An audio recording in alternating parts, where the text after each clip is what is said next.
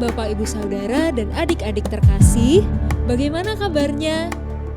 Semoga sehat dan senantiasa dalam penyertaan Tuhan Yesus.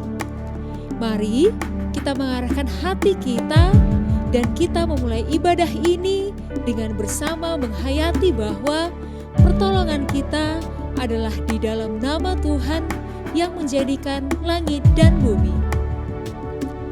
Sungguh bersyukur karena kasih Tuhan Yesus selalu melimpah, berkat-Nya tidak pernah berhenti di dalam kehidupan kita. Mari kita pujikan, haleluya, pujilah.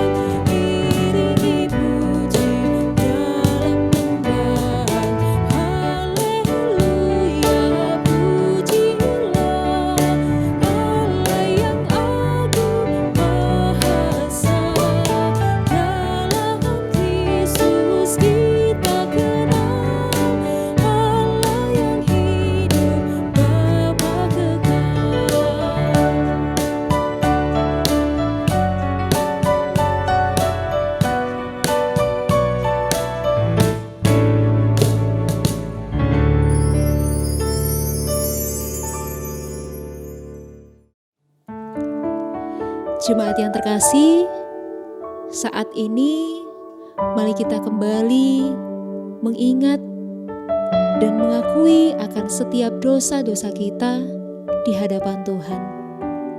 Mari kita mengambil waktu hening sejenak dan datang secara pribadi di hadirat-Nya.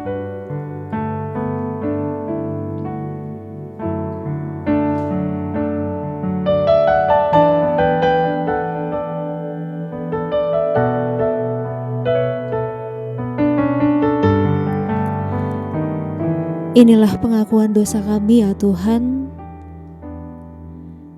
Ampunilah kami dan perbaharui diri kami, sehingga kami dapat selalu hidup sesuai dengan seturut kehendak-Mu. Inilah doa kami yang kami panjatkan hanya di dalam nama-Mu. Amin.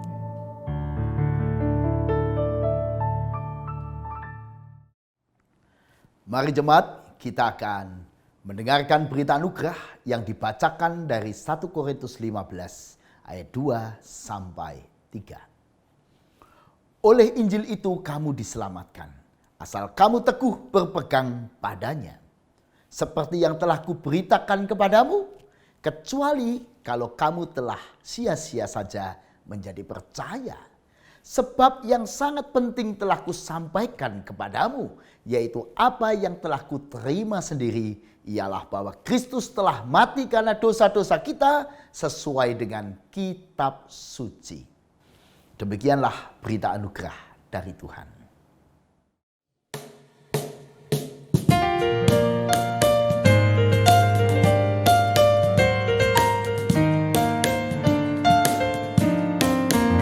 Tuhan, Engkaulah gembala kami, tuntun kami dan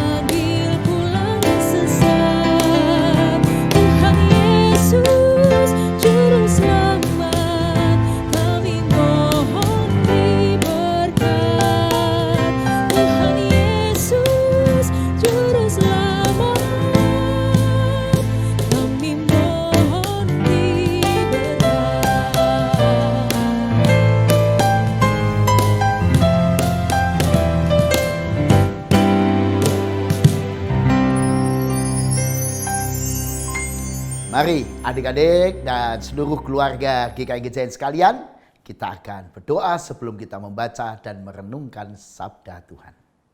Mari kita berdoa. Ya Tuhan, kami rindu membaca dan merenungkan firman-Mu.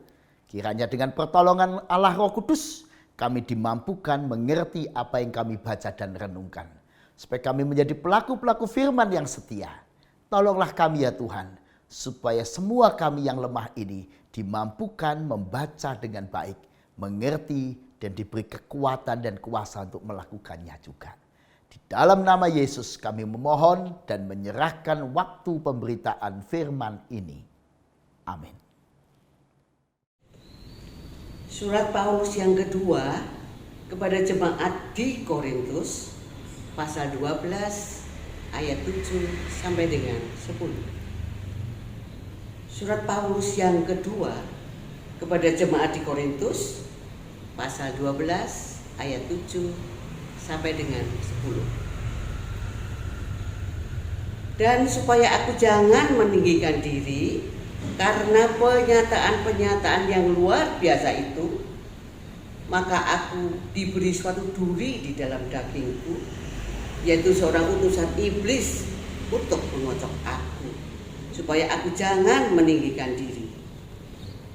Tentang hal itu aku sudah 3 kali berseru pada Tuhan, supaya utusan iblis itu mundur daripadaku. Tetapi jawab Tuhan kepadaku, cukuplah kasih karuniaku bagimu, sebab justru dalam kelemahanlah kuasaku menjadi sempurna. Sebab itu terlebih suka aku bermegah atas kelemahanku, supaya kuasa Kristus turun menanggung aku. Karena itu aku senang dan rela di dalam kelemahan, di dalam siksaan, di dalam kesukaran, di dalam penganiayaan dan kesesakan oleh Kristus. Sebab jika aku lemah, maka aku kuat. Demikianlah sabda Tuhan. Shalom Bapak Ibu serta adik-adikku sekalian. Keberanian dibutuhkan untuk hidup dan melangkah maju. Karena itu Walt Disney mengatakan demikian. Semua impian kita dapat menjadi nyata jika kita memiliki keberanian untuk mengejarnya. Jadi kita harus berani. Tetapi berani bukan nekat. Kalau nekat itu saya maknai sebagai sesuatu yang negatif. Contoh penjahat itu berani berbuat kejahatan karena nekat. Ujung-ujungnya ya ditangkap polisi atau celaka. Orang yang ngebut jalanan, di jalan, itu bukan berani, itu nekat. Kenapa? Karena tanpa perhitungan dan tanpa persiapan, latihan dan sebagainya, itu membuat celaka orang lain dan celaka dirinya. Koruptor, itu bukan berani korupsi, itu nekat. Kenapa? Satu kali tertangkap, hancur nama baiknya dan sebagainya. Pendek kata saya memaknai nekat itu sesuatu yang negatif dan dilakukan dengan motivasi yang negatif. Tetapi keberanian itu sesuatu yang positif. Nah, bicara soal keberanian yang positif, ini tiap orang, tiap profesi memiliki jenis dan model keberanian yang berbeda. Para dokter yang hari-hari ini harus melayani pasien-pasien COVID, bayangin butuh keberanian yang istimewa melayani pasien. Para perawat juga, para petugas yang ada di rumah sakit, itu semuanya harus mental baja. Padahal sudah 401 dokter yang meninggal karena pandemi ini. Karena pelayanan mereka melayani masyarakat, mereka tertular dan meninggal seperti para pahlawan kesehatan dalam gambar berikut ini. Ada banyak, 401 dokter sampai tanggal 25 Juni kemarin. Lebih dari 900 perawat yang tertular. Bayangin, mereka mempertaruhkan nyawa mereka untuk melayani. Nah, inilah keberanian yang patut kita hargai. Keberanian yang kita hormati. Berani karena cintanya pada orang lain. Takut adalah apa yang kamu rasakan. Berani adalah apa yang kamu lakukan, kata Emma Donohoe. Nah, pertanyaannya, apakah ada orang pemberani, nekat, atau penakut? Berani para pengusaha, karyawan yang harus bekerja, menghidupi usahanya, menghidupi keluarganya, harus bekerja di masa pandemi ini. Ini juga luar biasa. Keberanian para aparat keamanan dalam mengatur segala sesuatu di masa pandemi ini ya keberanian yang istimewa. Termasuk keberanian para petugas makam.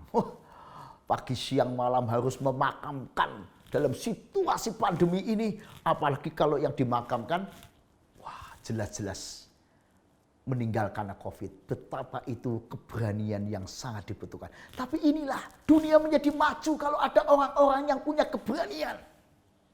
Dan kita tanpa keberanian, kita sendiri nggak bisa maju. Pertanyaannya keberanian yang bermutu yang seperti apa? Keberanian yang bermutu yang dilakukan untuk orang lain.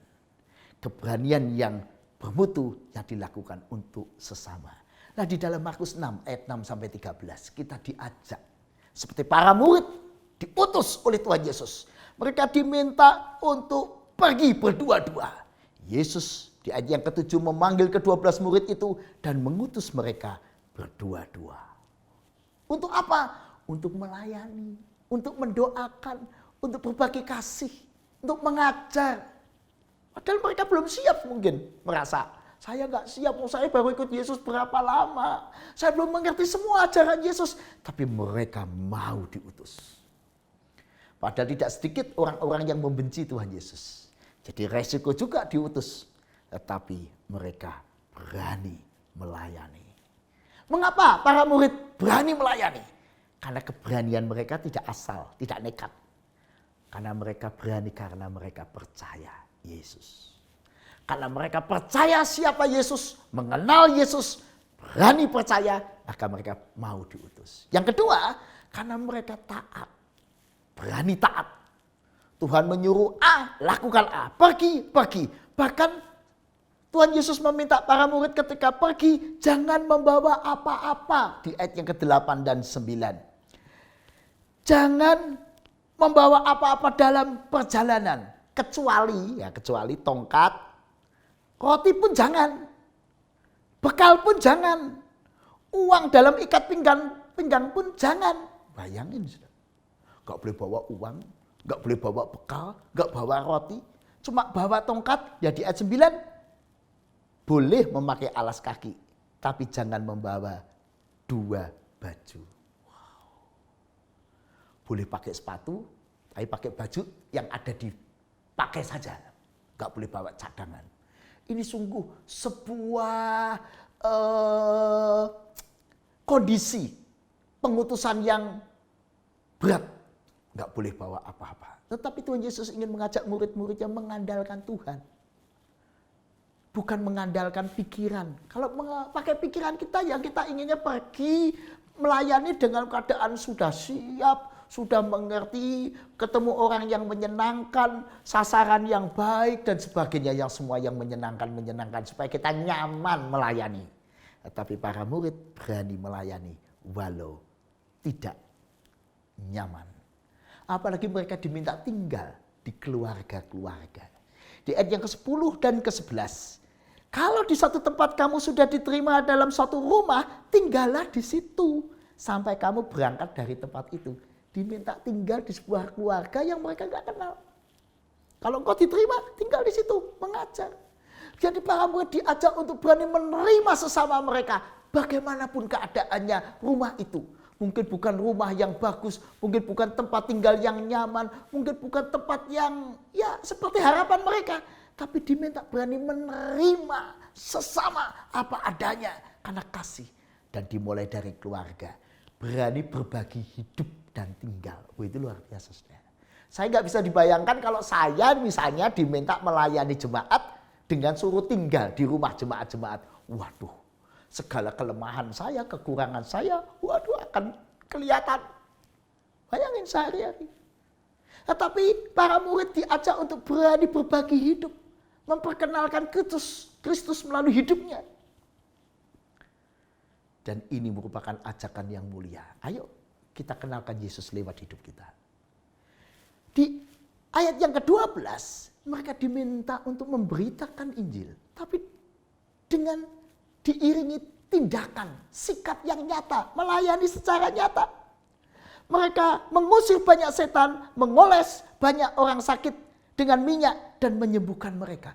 Mereka menggunakan minyak zaitun untuk mengolesi orang-orang yang sakit, untuk mendoakan mereka, dan luar biasa. Inilah pemberitaan tentang Kristus yang konkret, yang dihidupi, yang diwartakan melalui sikap, kata, perbuatan yang nyata. Enggak cuma ngomong doang, tetapi pelayanan yang nyata. Dan doa mengiringi pelayanan mereka. Nah, inilah yang para murid patut kita hargai dan patut kita tiru. Mau diutus karena percaya, karena taat, karena menerima sesama. Beritakan Injil melalui sikap, kata, perbuatan yang nyata. Melalui pelayanan doa. Nah, bagaimana saudara dan saya hari ini? Ketika sekeliling kita banyak orang yang sakit, banyak orang membutuhkan perhatian kita. Maukah kita diutus? Mari kita berani menghidupi dan mewartakan kasih Allah lewat seluruh hidup kita. Nah, keberanian memang menjadi mulia dan berharga ketika keberanian itu tidak untuk kepentingan diri. Gak kayak nekatnya para koruptor, ya, nekat korupsi untuk kepentingan diri. Bukan nekat para penjahat, pencuri, tetapi keberanian yang baik seperti para dokter itu. Ya. Keberaniannya mulia. Kenapa? Bukan untuk kepentingan diri, untuk kepentingan orang lain. Sebuah perjuangan demi kesembuhan orang lain walaupun dia beresiko. Seperti dokter Handoko Gunawan ini. Usianya sudah 80 tahun. Mestinya buat orang yang usia 80 tahun ini kan situasi yang sangat rawan pandemi ini. Nah, sebaiknya mestinya dia itu ya sudah di rumah saja lah walaupun dokter. Tapi dia memilih untuk ikut ada di garda paling depan merawat orang-orang COVID. Maka dia pun juga tertular. Akhirnya setelah dia merawat banyak pasien, untungnya dia bisa diselamatkan dan bisa sembuh. Saudara, kita di sini belajar tentang keberanian sejati. Ada banyak macam keberanian. Tapi kita orang percaya berani karena kita beriman pada Yesus. Berani karena mengasihi dan mencintai sesama. Berani karena kita mau melayani. Bukan untuk kepentingan diri, tapi untuk kemuliaan Tuhan. Nah, bagaimana keberanian saudara? Apakah kita berani karena beriman percaya? Wah, dalam 1 Raja-Raja pasal 17 kita belajar sebuah model keberanian yang istimewa dari seorang janda yang sudah tidak punya apa-apa di masa pandemi kekeringan waktu itu. Dia dan anaknya tinggal punya segenggam tepung di tempayan mereka dan sedikit minyak di buli-buli mereka. Dibuat sekali, habis, lalu mereka akan nggak punya makanan lagi. Sama dengan mungkin mereka akan mati. Tapi pada saat yang begitu kritis, ketika gandum tinggal segenggam, ketika minyak tinggal sedikit di buli-buli, Elia justru meminta, jangan takut, pulanglah, buatlah seperti yang kau katakan, tetapi buatlah lebih dulu bagiku sepotong roti bundar kecil daripadanya dan bawalah kepadaku, kemudian barulah kau buat bagimu dan bagi anakmu. Sudah dikasih Tuhan. Janda Safat ini memilih taat dan percaya apa yang dikatakan oleh Elia. Dan dia benar, walaupun tinggal sedikit tepungnya, dia buatkan dulu tepung itu roti untuk Elia. Dan setelah itu baru tepung untuk dirinya dan anaknya. Dan lihat, pekerjaan Allah yang dahsyat mengiringi keberanian percaya janda itu. Tempayan itu tidak pernah habis tepungnya. Buli-buli itu tidak pernah habis minyaknya. Ketika saudara dan saya berani percaya, ada saja cara Tuhan menyertai, menjaga, melindungi, memelihara kita. Kadang cara-cara yang ajaib, tapi tentu saja Tuhan memakai banyak cara-cara yang alamiah, yang natural lewat keseharian kita. Bisa jadi cara Tuhan melawat dan menolong kita. Sudah dikasih Tuhan. Karena itu yang pertama mari kita belajar berani melihat diri kita sendiri. Siapa seorang pemberani itu? Yang berani mengoreksi dirinya. Berani mengatakan ini kelemahanku. Aku keras kepala, aku kurang rendah hati, aku suka ceplas-ceplos, aku kurang peduli orang lain, aku begini, aku begitu. Ketika saudara berani mengoreksi diri sendiri dan berubah, Anda betul-betul seorang pemberani. Berani percaya, berani hidup baru mengoreksi diri. Supaya kita menjadi seperti Kristus. Tapi pemberani yang tidak berani mengoreksi diri, ya dia bukan pemberani. Pemberani yang baik, pemberani yang berani mengubah diri. Seorang suami yang hebat, yang berani mengubah, memperbaiki sifat wataknya untuk membahagiakan istrinya. Seorang istri yang pemberani, berani mengubah segala orientasi hidupnya demi kebahagiaan suami dan keluarganya. Apakah Anda seorang yang pemberani? Para murid pemberani karena dia berani mengorbankan waktunya, hidupnya untuk melayani. Seperti Yesus memikul salib untuk keselamatan kita. Ayo saudara, jadi pemberani, pikul salib. Dan dikasih Tuhan, berani kita lakukan bukan karena nekat, tapi karena kita percaya bahwa Tuhan juga mengiringi usaha-usaha baik kita untuk orang lain itu dengan pertolongan. Dan karena kuatnya pengharapan akan pertolongan Tuhan itulah, maka kita makin berani berbuat sesuatu buat orang lain. Mungkin harta kita terbatas, waktu kita terbatas, kekuatan kita terbatas. Tapi saya percaya ada pengharapan, Pak. Karena itu saya tidak takut menyisihkan sebagian waktu saya, menyisihkan sebagian uang saya, menyisihkan sebagian apa yang dapat saya lakukan bagi orang lain. Seperti janda Sarfat menyisihkan tepung dan minyak bagi Elia. Dan pekerjaan Tuhan nyata. Saudara, saya selalu bangga dengan Tuhan kita Yesus Kristus yang selalu memberi pengharapan. Contoh di masa pandemi ini, ketika kita sedang takut dengan pandemi, tahu-tahu ada pengharapan. Misalnya vaksin. Vaksin cara Tuhan memberi kita pengharapan. Wah, ada harapan lewat vaksin. Kita menjadi lebih kuat menghadapi penyakit ini atau virus pandemi ini. Ada harapan. Termasuk ketika kita sudah menghadapi tren penyebaran yang begitu luar biasa, kita dapat pengharapan juga. Dengar-dengar para peneliti sudah melihat hasil positif dari satu obat yang bisa membantu mengurangi dampak dari penyakit atau virus ini. Wah, saya tidak tahu nanti bagaimana itu para peneliti BP POM di Indonesia dan para dokter yang akan melakukannya. Tetapi mendengar berita kabar baik itu kita tumbuh harapan. Dan saya yakin itu bukan satu-satunya harapan. Ada banyak harapan yang Tuhan juga lakukan. Karena itu buat saudara dan saya yang hari ini sedang menghadapi goncangan hidup, jangan putus asa. Ada pengharapan. Dalam dunia pekerjaan, Tuhan pasti juga memberikan harapan. Sekalipun rasanya pandemi ini seolah-olah, Pak kok ada begini begitu masalah ini itu, kesulitan ini itu. Tapi pengharapan Tuhan selalu ada. Yang ketiga saudara, mari justru di masa pandemi ini kita berani berbagi kasih. Lewat apa yang kita bisa. Kejayaan Tetulung misalnya adalah cara kita bisa saling tolong menolong.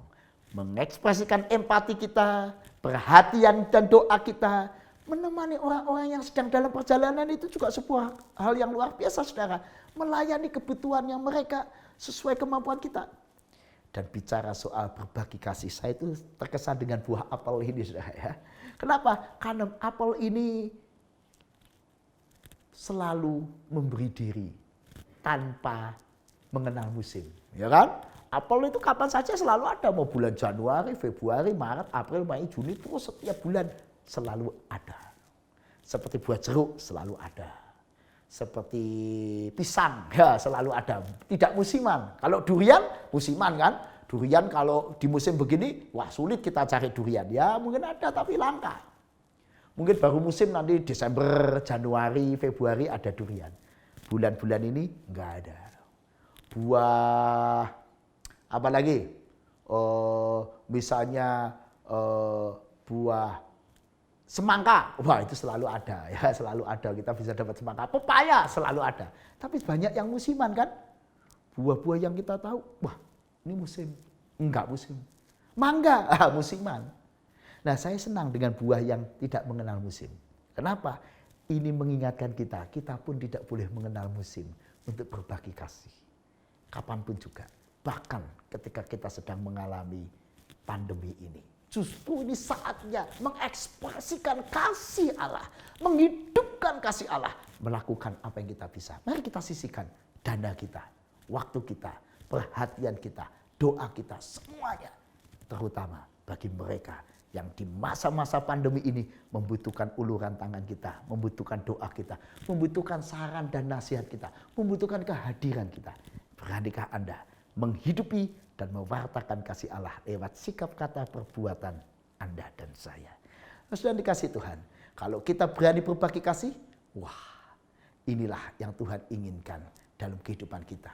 Saya kagum dengan seorang yang bernama Warren Buffett. Dia seorang pengusaha yang terkenal dan hebat. Tetapi yang buat saya kagum bukan kekayaannya. Yang buat saya kagum bukan prestasinya.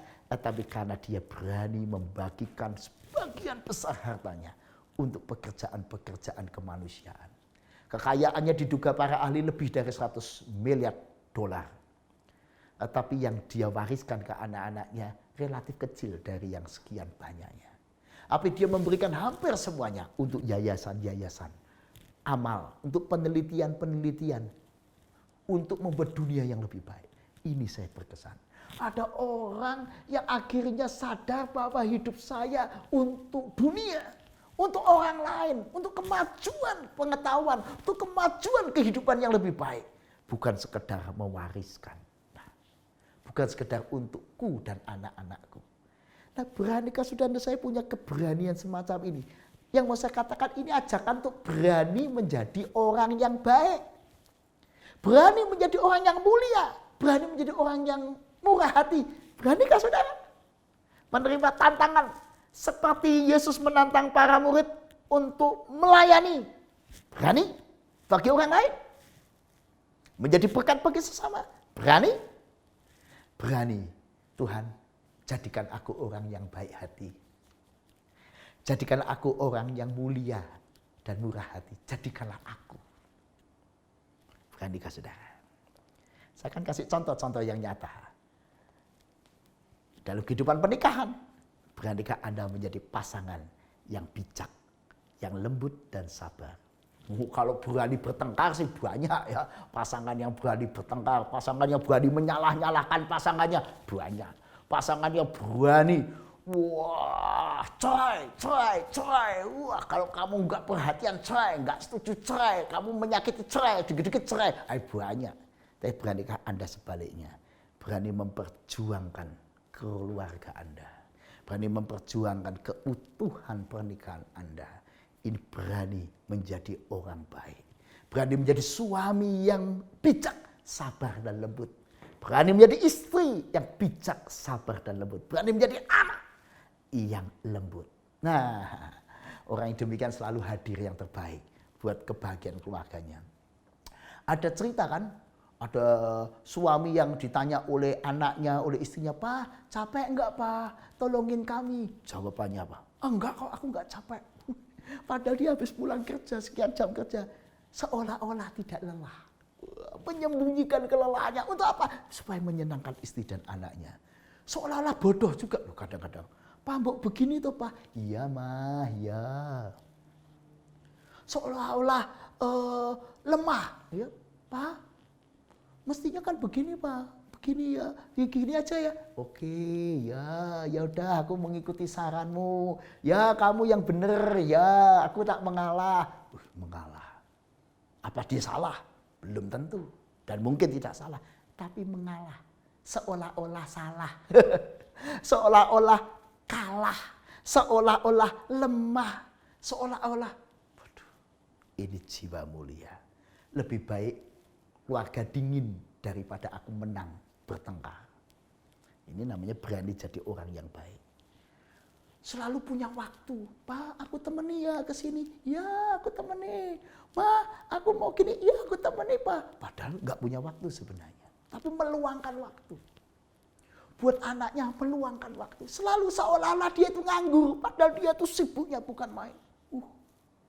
Dia mengatur waktunya demikian rupa demi membahagiakan keluarganya, demi membahagiakan pasangannya, demi membahagiakan anaknya, demi membahagiakan keluarganya. Nah inilah berani yang hebat. Berani menjadi orang baik. Berani menjadi orang baik ketika tetanggamu kena COVID. Kau beri perhatian, pertolongan, bantuan, mengirimkan makanan, mengirimkan vitamin. Wah, gereja kita juga mulai menggalang paket-paket untuk melayani dan menolong orang-orang yang sedang isolasi mandiri. Paket sembako, paket pengobatan, maksudnya vitamin-vitamin yang mendukung kesehatan, dan lain-lain. Maukah Anda dan saya terlibat dalam paket-paket perhatian tersebut? Ayo bergabung dengan GKI Gejayan dalam melayani sesama. Ini contoh kecil, sikap mulia, berani jadi orang baik. Seorang anak baru 18 tahun, saudara. Baru kelas 12 SMA. Wih. Dia tahu dia tidak punya uang untuk berbagi di masa pandemi ini. Dia tahu dia nggak punya banyak kepandaian, tapi dia punya satu, tenaga. Dia menjadi relawan termuda dalam tim pemakaman pasien COVID di PMI Kota Madiun. Fitra Adiwibowo. Kagum. Keberanian melayani dalam kemampuan dia lakukan dengan segala resikonya. Ini saudara, berani karena cinta dan mencintai sesama. Dan sampai hari ini ngomong-ngomong, menurut kabarnya dia sudah memakamkan lebih dari 200 jenazah. Ini suatu sikap sukarelawan, relawan yang baik hati. Contoh yang lain lagi, keberanian yang lain, yaitu keberanian dalam penelitian dan menghadapi kegagalan. Wah, kalau ini berangkat dari keluarga GKI Gejayan sendiri. Sebagian saudara dan saya mengenal pemuda ini yang pernah jadi ketua Komisi Remaja GKI Gejayan. 11 kali Farel membuat penelitian dan ditolak.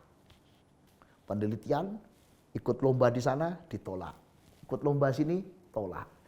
Ini gagal, tidak atau kurang dihargai. 11 kali. Tetapi dia punya prinsip pantang menyerah. Dalam sebuah wawancara dia mengatakan, Thomas Alva Edison saja 1000 kali gagal. Masa saya baru 11 kali gagal menyerah? Wow.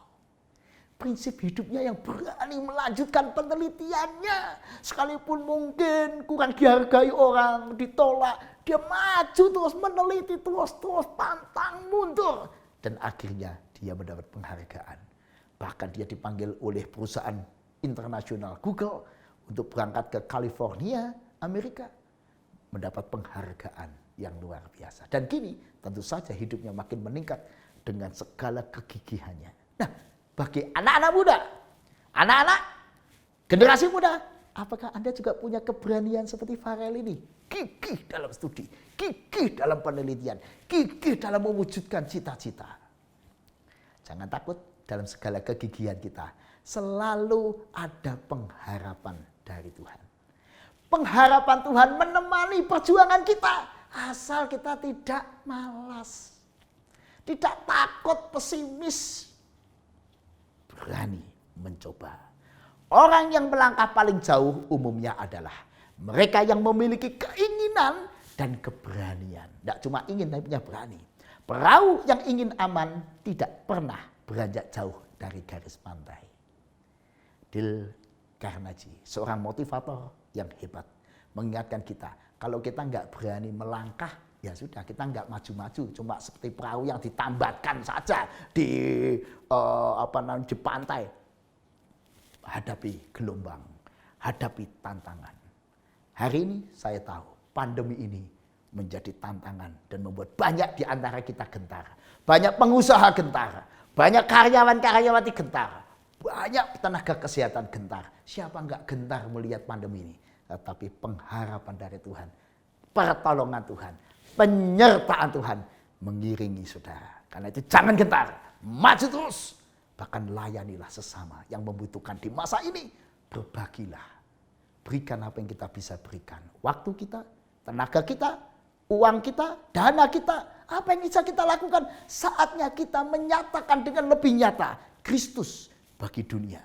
Gak usah lewat khotbah, lewat sikap, kata, perbuatan yang nyata.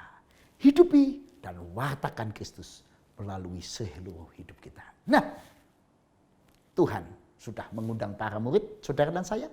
Maukah Anda melakukannya? Berani menjadi murid Kristus sejati atau memilih menjadi murid Kristus yang enggak maju-maju melayani? Siapakah Anda? Amin. Mari kita berdoa.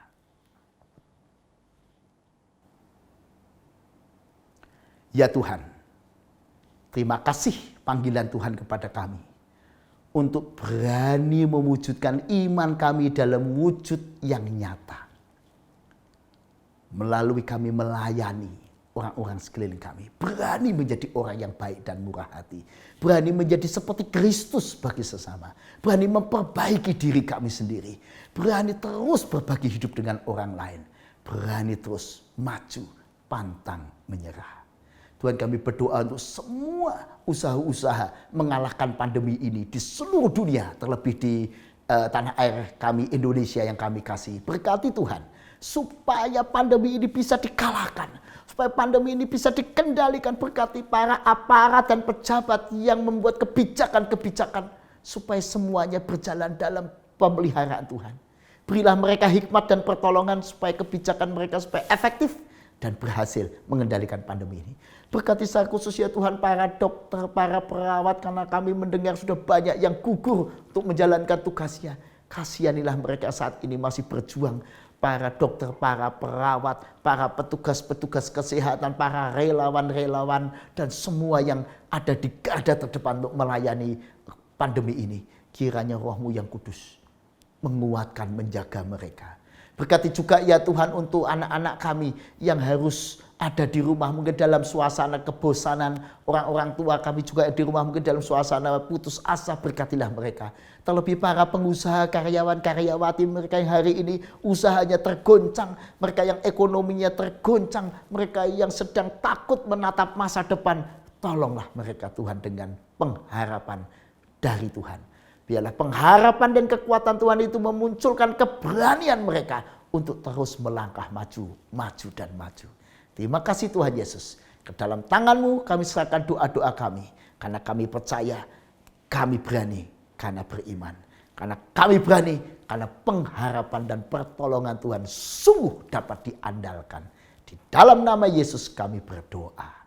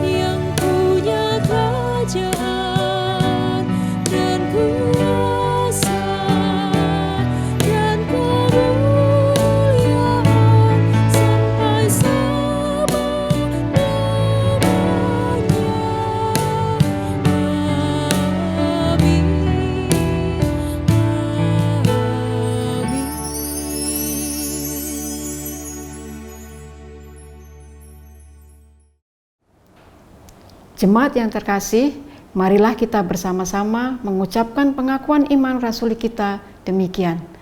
Aku percaya kepada Allah, Bapa yang Maha Kuasa, Halik langit dan bumi, dan kepada Yesus Kristus, anaknya yang tunggal Tuhan kita, yang dikandung dari Roh Kudus, lahir dari anak darah Maria, yang menderita sengsara di bawah pemerintahan Pontius Pilatus, disalibkan, mati dan dikuburkan, turun ke dalam kerajaan maut.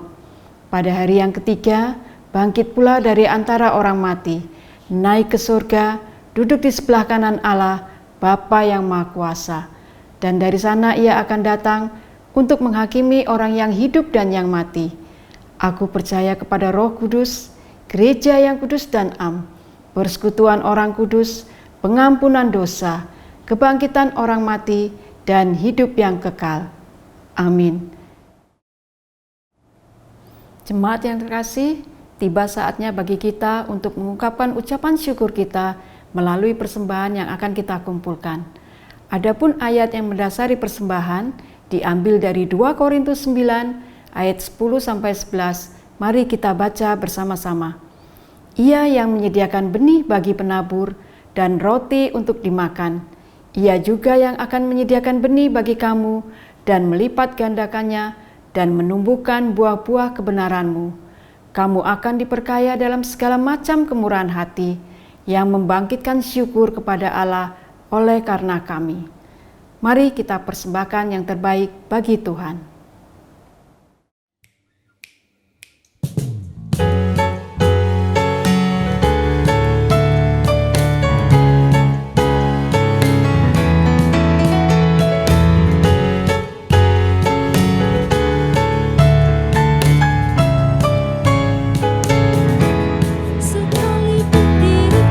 Dapat berkata-kata dengan semua bahasa, bahasa manusia dan bahasa malaikat ataupun yang lainnya. Tapi jika aku tak mempunyai kasih, aku serupa burung yang berdebar dan cadang yang gemerinci.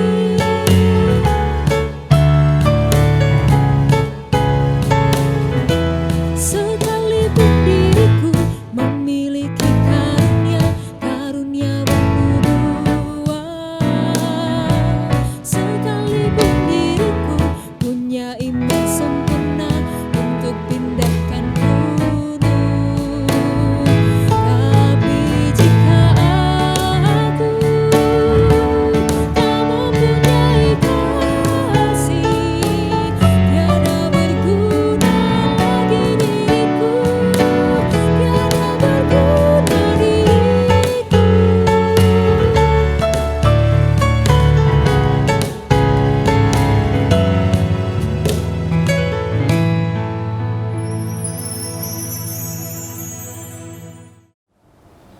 Jemaat, mari kita berdoa untuk persembahan kita. Allah Bapa yang Maha Baik, Bapa yang kami kenal di dalam nama Yesus Kristus, kami mengucap syukur Tuhan, kalau hingga pada saat ini Tuhan senantiasa memberkati kehidupan kami. Tuhan juga beri kami kesehatan, di dalam kami boleh menjalani kehidupan kami hari lepas hari. Tuhan, terima kasih juga kalau saat ini kami boleh mempersembahkan sebagian kecil dari berkat yang begitu besar yang boleh kami terima di dalam kehidupan kami. Kiranya Engkau berkati Tuhan persembahan ini, agar boleh layak di hadapan-Mu. Mampukan juga setiap kami Tuhan, untuk kami boleh mempersembahkan seluruh hidup dan kehidupan kami, bagi kemuliaan nama Tuhan saja. Inilah Tuhan doa ungkapan syukur kami. Di dalam nama Putra-Mu Tuhan kami Yesus Kristus, kami berdoa dan mengucap syukur. Amin.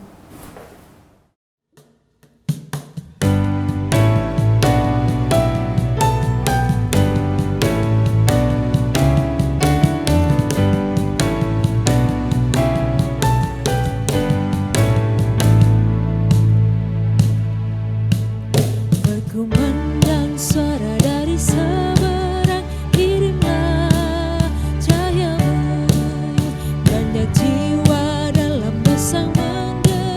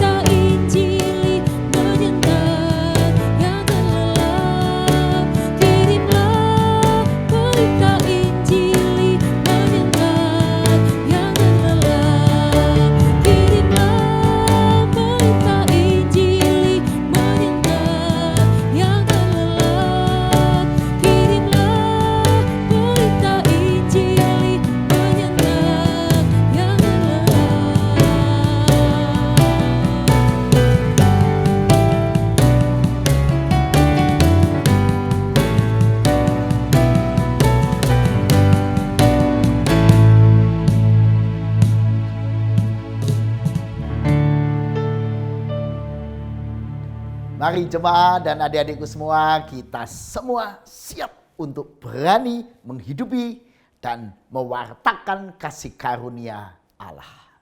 Mari melalui hidup kita wartakan kasih Tuhan dan kita lakukan pelayanan kasih dimanapun kita berada. Setiap hari menjadi berkat dan terimalah berkat Tuhan.